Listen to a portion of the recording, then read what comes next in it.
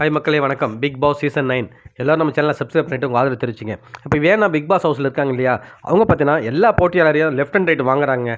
Accept கானா வினோத்துங்க. கானா வினோத்தை மட்டும் கொஞ்சம் நீங்கள் மட்டும் கொஞ்சம் ஓரளவுக்கு நான் கரெக்டாக இருக்கின்றாங்க.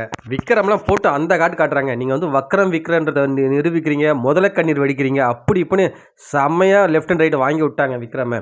ஏன்னா விக்ரம் வந்து அவங்க வெளில போனதுக்கு வந்து அவரும் ஒரு காரணம் தான். அவங்க போய் உண்மையாக வெளில பார்த்துருப்பாங்க ஸோ என்ன நடந்ததுன்னு. ஆனால் அவ்வளோ க்ளோஸாக இருந்துட்டு விக்ரம் வந்து வியன்னாவுக்கு பண்ண துரோகத்துக்கு தான் அவங்க இப்போ வந்து லெஃப்ட் அண்ட் ரைட் வாங்குறாங்கன்னு நினைக்கிறேன். அது மட்டும் இல்லாமல் சாண்ட்ரா வந்து நீங்கள் எவில்கே எவில்ன்ட்டாங்க. உடனே அவன் மூஞ்சி ஒரு மாதிரி செத்து போச்சு. எல்லாருமே அவளோட ரெட் கார்டு மேட்டரை பற்றி தான் கேட்டிருந்தாங்க.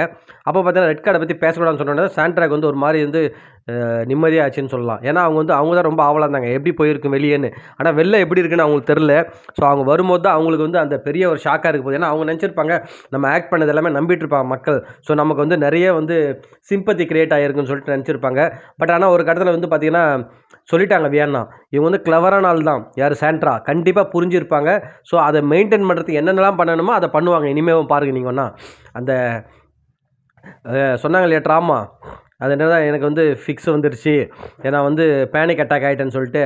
ஸோ அதை வந்து கண்டினியூ பண்ணுறதுக்கு நிறைய என்ன வேணால் பண்ணுவாங்க அவங்க. ஏன்னா அது வந்து பொய்ன்னு தெரிஞ்சிடுச்சுன்னா அவங்க பேரே கெட்டுருன்னு அவங்களுக்கும் தெரியும். ஏன்னா ஒரு தப்பு பண்ணுறவங்களுக்கு அதனால பின்விளைவுகள் என்ன வரும்ன்ட்டு கண்டிப்பாக யோசிச்சு தான் பண்ணியிருப்பாங்க. அதுவும் அவங்களாம் வந்து செம்ம கிளவரான ஆள். அவங்களாம் சாண்டர்லாம் வந்து நீங்களாம் வந்து அவங்களாம் வந்து சாதாரணமாக இட போடாதீங்க.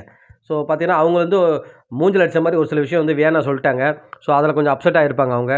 ஸோ விக்ரமை தான் போட்டு ரொம்ப வெறுத்து எடுத்துட்டாங்க. அதேமாதிரி எல்லா ஹவுஸ்மேட்ஸ் பற்றி ஒரு சில பாயிண்ட் சொன்னாங்க. இப்போ பார்த்தீங்கன்னா யாரை சேவ் பண்ணலான்னு நினைக்கும் போது ஹவுஸ்மேட்ஸ் மெஜாரிட்டியாக சொன்னது பார்த்தீங்கன்னா சாண்ட்ராவை தாங்க சொல்கிறாங்க. இன்னும் அவங்க பண்ணுறது நடிப்பு தான் தெரிலங்க. உண்மையாகவே ஹவுஸ்மேட்ஸ் இருக்காங்க இல்லையா, அவங்களாம் உண்மையாக இந்த விஷயத்தில் வந்து தத்தியாக தாங்க இருக்காங்க. ஏன்னா ஒரு சில இதில் வந்து கண்டுபிடிச்சிருங்க கண்டிப்பாக. இந்த அளவுக்கு வந்து யாருமே வந்து அவங்க மேலே வந்து ஒரு டவுட் கூட பண்ணல. அதுதான் உண்மையாக வருத்தம் அளிக்கிற விஷயம். ஸோ அடுத்தடுத்த விஷயங்கள் வந்து உங்களுக்கு அப்டேட் பண்ணுற மக்களே. அடுத்த வீடியோவில் மீண்டும் சந்திப்போம்.